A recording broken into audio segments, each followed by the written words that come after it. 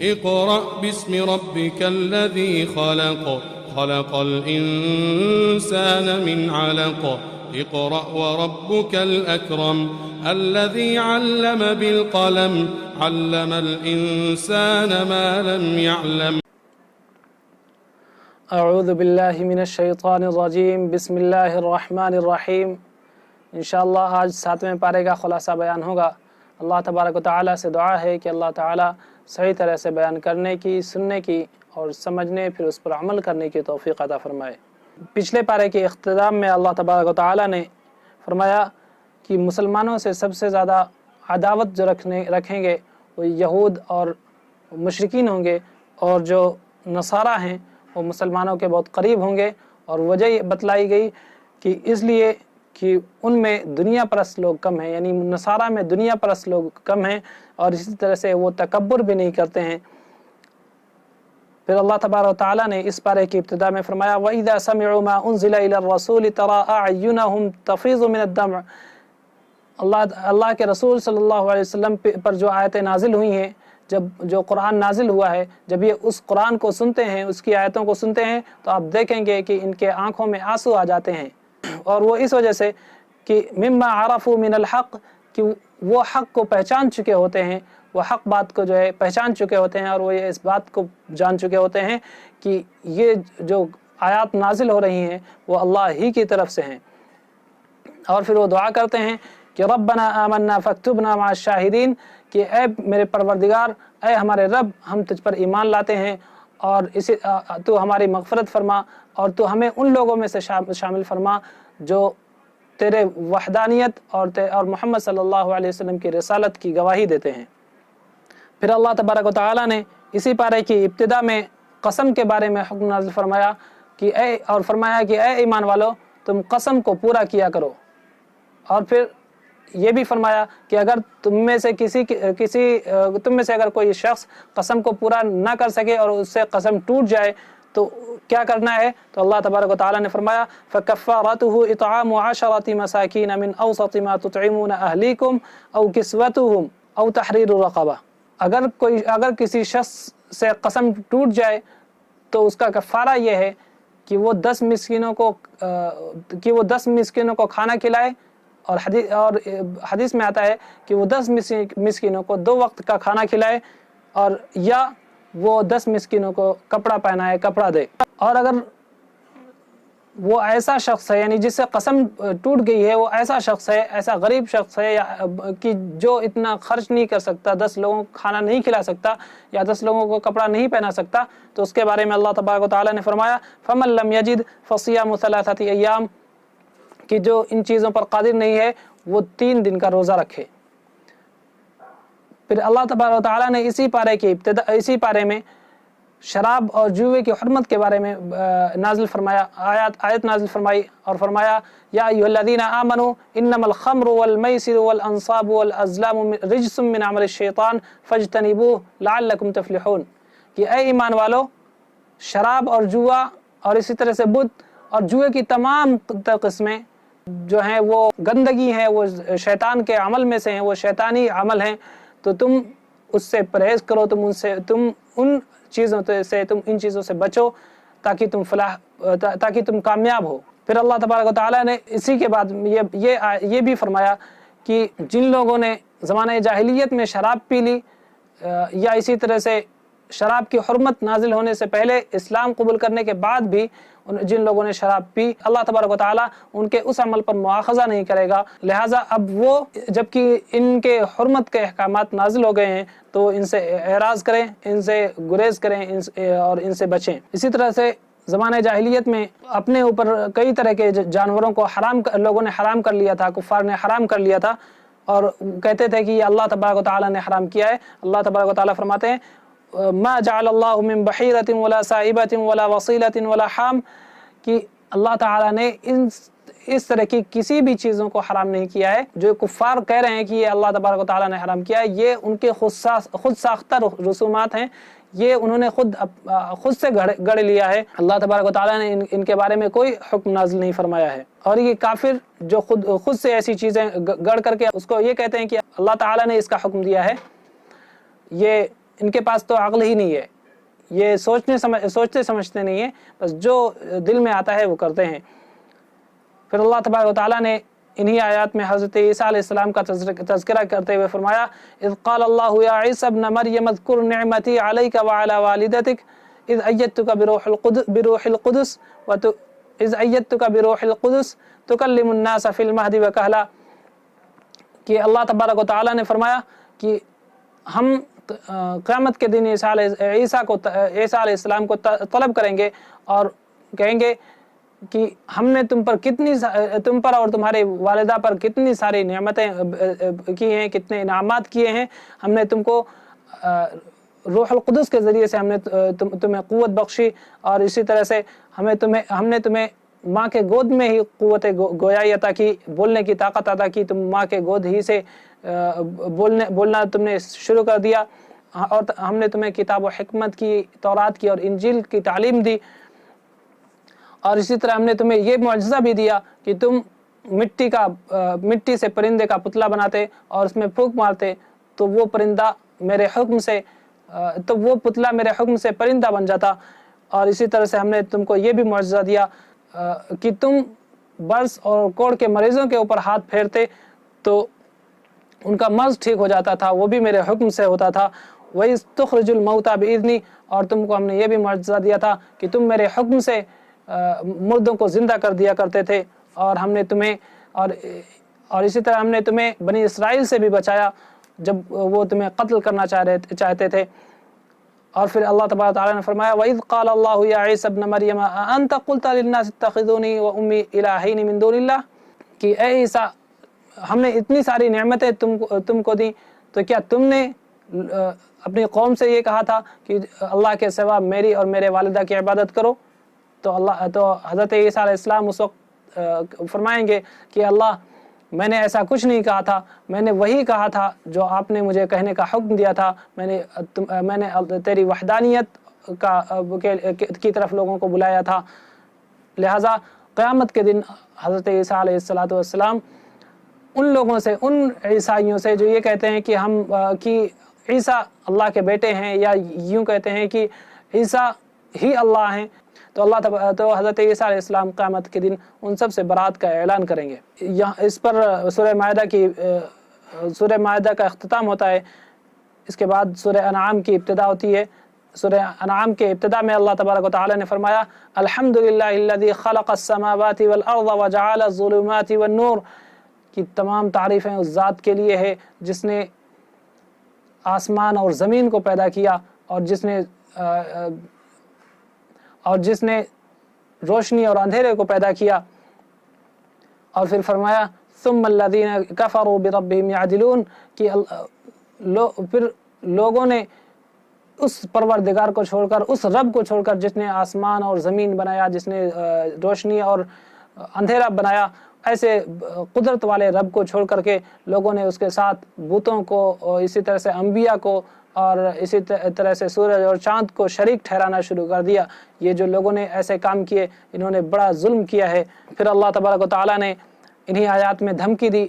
لوگوں کو دھمکی دی، اور فرمایا الم یروا کم اہلکنا من قبلہم من قرن مکناہم فی الارض ما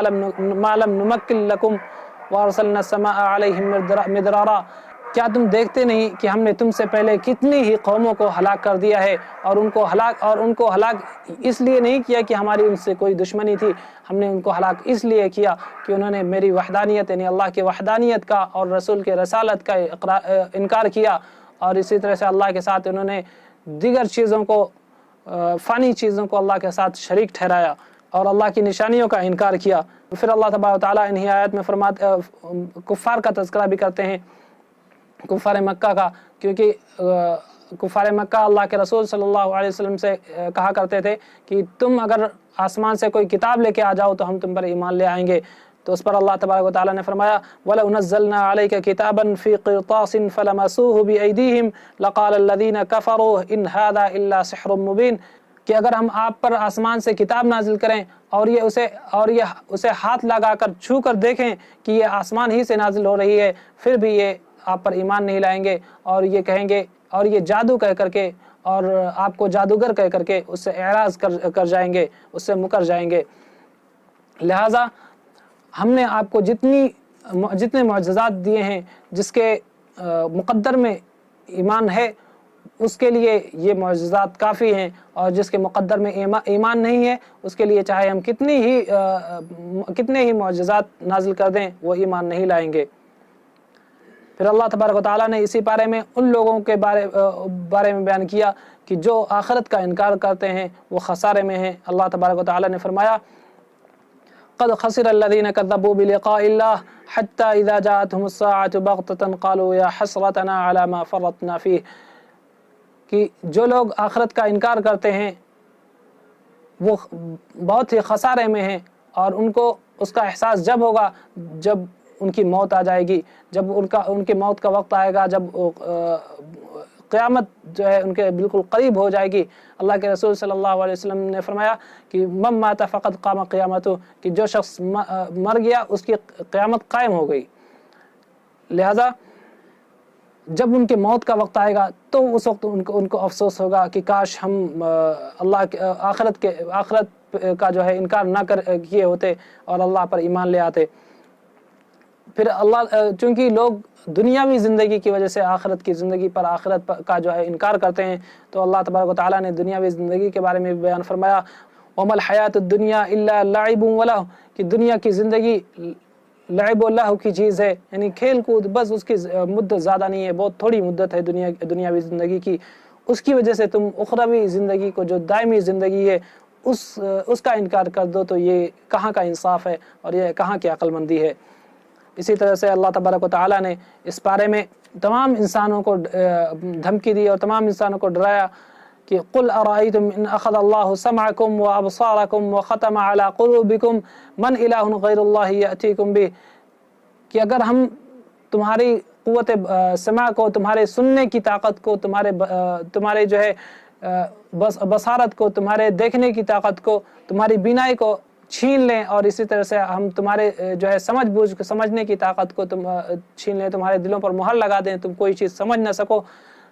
تو کون ہے اللہ کے سوا، تو اللہ کے علاوہ کون ہے جو ان چیزوں کو تمہیں لوٹا سکے، جو ان نعمتوں کو تمہیں دے سکے۔ پھر اسی بارے میں اللہ تبارک و تعالیٰ نے نبی صلی اللہ علیہ وسلم سے فرمایا کہ آپ غریب اور مسکین صحابہ جو آپ کے مجلس میں ہیں، آپ ان کو اپنی مجلس سے نہیں نکال سکتے۔ مکہ کے جو سردار تھے، جو سرداران مکہ تھے، وہ یہ کہا کرتے تھے کہ ہم محمد کی مجلس میں آنا چاہتے ہیں، لیکن چونکہ ان کی مجلس میں غریب اور مسکین لوگ رہتے ہیں تو ان کے ساتھ ہم نہیں بیٹھ سکتے، ان کے ساتھ بیٹھنا ہماری ذلت اور ہماری رسوائی ہے، کیونکہ ہم ان غریبوں کے ساتھ نہیں بیٹھ سکتے۔ تو اللہ تبارک و تعالیٰ نے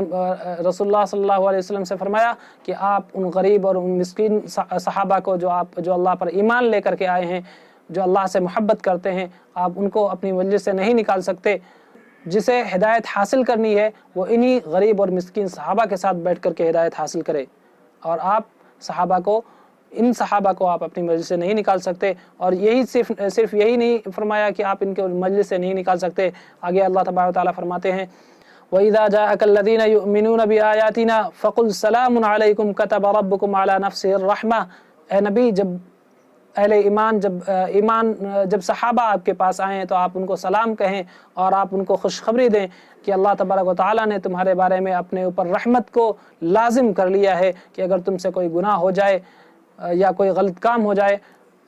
اور تم اللہ سے معافی مانگو تو اللہ تبارک و تعالیٰ تمہیں معاف کر دے گا۔ پھر اسی بارے میں اللہ تبارک و تعالیٰ نے حضرت ابراہیم علیہ السلام کا واقعہ ذکر کیا ہے، جس میں حضرت ابراہیم علیہ السلام کائنات میں غور کر کے اللہ کی وحدانیت کا اقرار کرتے ہیں، اور فرمایا فلما جن علیہ اللیل رأى کوكبا، کہ جب ابراہیم علیہ السلام نے رات میں ستارے کو دیکھا کہ خوبصورت ہے اور روشن ہے، تو حضرت ابراہیم علیہ السلام نے کہا ھذا ربی، کہ یہ میرا رب ہے، شاید یہ میرا رب ہے۔ فلما افل قال لا احب الافلین، پھر جب وہ غائب ہو گیا، جب وہ ڈوب گیا، تو حضرت ابراہیم علیہ السلام نے فرمایا کہ میں فانی چیزوں سے محبت نہیں کر سکتا، میں فانی چیزوں کو اپنا رب نہیں مان سکتا۔ فلما رأى القمر بازغا قال هذا ربی، پھر جب انہوں نے چاند کو دیکھا کہ وہ सितारे से भी ज़्यादा खूबसूरत है, उससे भी ज़्यादा चमकदार है। तो कहा शायद ये मेरा रब है, ये तो और भी ज़्यादा खूबसूरत है, बड़ा भी है। फलम्मा अफला क़ाल लइन लम यहदिनी रब्बी लअकूनन्न मिनल क़ौमिज़ ज़ालिन, कि फिर जब वो भी डूब गया, जब चाँद भी गायब हो गया, तो हज़रत इब्राहीम अलैहिस्सलातु वस्सलाम ने फरमाया और दुआ की कि ऐ मेरे परवरदिगार, अगर तूने मुझे सीधे रास्ते की हिदायत न की, अगर तूने मेरी रहनुमाई न की, तो मैं गुमराह लोगों में से हो जाऊंगा। फलम्मा रअा अश-शम्स बाज़िग़तन क़ाल हाज़ा रब्बी हाज़ा अकबर, फिर जब सुबह हुई, सूरज तुलू हुआ, हज़रत इब्राहीम अलैहिस्सलाम ने सूरज को देखा कि ये तो और भी ज़्यादा खूबसूरत है, ये उससे भी, ये चाँद से भी ज़्यादा चमकदार है और बड़ा भी है। तो कहा शायद ये मेरा रब है, ये तो बड़ा भी है। फलम्मा अफलत क़ाल या क़ौमी इन्नी बरीउम मिम्मा तुशरिकून, फिर जब सूरज भी गायब हो गया, सूरज भी डूब गया, तो उन्होंने अपने कौम को मुखातब करते हुए मुखातब किया और कहा कि ए कौम, ए मेरी कौम, मैं उन चीज़ों से जिनकी तुम इबादत करते हो, उन चीज़ों से मैं बराअत का ऐलान करता हूँ, इसलिए कि वो जिनकी तुम इबादत कर रहे हो, वो सारी की सारी फ़ानी चीज़ें हैं, और जो खुद ही फ़ानी है वो रब नहीं हो सकता, वो माबूद नहीं हो सकता। फिर हज़रत इब्राहीम अलैहिस्सलाम ने कहा इन्नी वज्जहतु वजहिय लिल्लज़ी फ़तरा अस्समावाति वल अर्ज़ हनीफ़न वमा अना मिनल मुशरिकीन, कि मैंने अपने रुख को उस परवरदिगार की तरफ कर लिया जिसने आसमान और ज़मीन को पैदा किया, वमा अना मिनल मुशरिकीन, और मैं उसके साथ शरीक करने वालों में से नहीं हूँ। फिर अल्लाह तबारक व तआला ने इस बारे में अपनी कुदरत का ऐलान करते हुए, अपनी कुदरत के बारे में बयान करते हुए फरमाया वहुवल्लज़ी अंज़ला मिनस समाई माअ, कि मैंने आसमान से पानी नाज़िल किया, फ़अख़रजना बिही नबाता कुल्लि शैइन, फिर उस पानी से हमने तरह तरह के नबात, तरह तरह के जो है पौधे उगाए, और उससे तरह तरह के फल उगाए, तरह तरह के खाने की चीज़ें उगाई, और उससे हमने खजूर उगाए, और इसी तरह से अंगूर और जैतून और अनार उससे उगाए। पानी एक ही है, लेकिन हमने उससे तरह तरह की शक्लों वाले, तरह तरह के जायकों वाले फल और फूल उगाए। लिहाजा इसमें अक्ल वालों के लिए बड़ी निशानियां हैं, ईमान वालों के लिए इस कुदरत में, कि हम एक ही पानी से और एक ही तरह के धूप से कई तरह के फल और कई तरह के फूल, कई जायके वाले फल हमने उगाए हैं। इसमें ईमान वालों के लिए निशानियां हैं। फिर अल्लाह तबारक व तआला ने इस पारे के आखिर में फरमाया ला तुदरिकुल अब्सार व हुवा युदरिकुल अब्सार, कि तुम अल्लाह को देखने की कोशिश मत करो और इस बात की तमन्ना मत करो कि हम, और ये मत कहो कि जब तक हम अल्लाह को नहीं देख लेंगे ईमान नहीं लाएंगे, जैसा कि बनी इसराइल ने कहा था। क्योंकि ला तुदरिकुल अब्सार, अल्लाह तबारक व तआला को कोई भी नहीं देख सकता, किसी के अंदर कुदरत नहीं है कि वो अल्लाह तबारक व तआला को देख सके। वह युदरिकुल अब्सार, जबकि अल्लाह तबारक व तआला हर चीज़ को देखता है, हर चीज़ के बारे में जानता है। वह हुवा लतीफ़ुल ख़बीर, वो मेहरबान है और ख़बर रखने वाला है, हर चीज़ की खबर रखने वाला है। फिर अल्लाह तबारक व तआला ने इस पारे के बिल्कुल आखिर में तबलीग का तरीक़ा बयान किया है और फरमाया वला तसुब्बुल्लज़ीना यदऊना मिन दूनिल्लाहि फयसुब्बुल्लाह अदवन बिग़ैरि इल्म, जो लोग गैरुल्लाह की इबादत करते हैं उनके माबूदों को, यानी जो बुतों को पूजते हैं, बुतों की इबादत करते हैं, तुम उनके बुतों को जो है बुरा भला मत कहो, उनको गाली मत दो। क्यों? वजह यह है कि जब तुम उनको गाली दोगे तो वो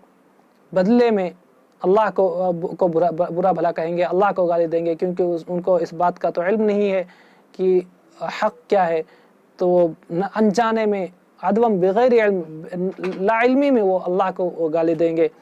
और अल्लाह को गाली देने में तुम सबब बनोगे। लिहाजा तुम इससे गुरेज करो और उनके माबूदों को तुम बुरा भला और मत कहो, और इसी तरह उनके माबूदों को तुम गाली मत दिया करो।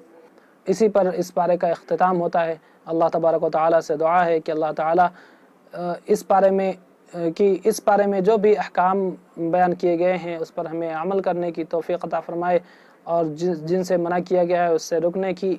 तौफीक अता फरमाए, और हमारे ईमान को मजबूत करे। व आखिरु दावाना अनिल हम्दुलिल्लाहि रब्बिल आलमीन।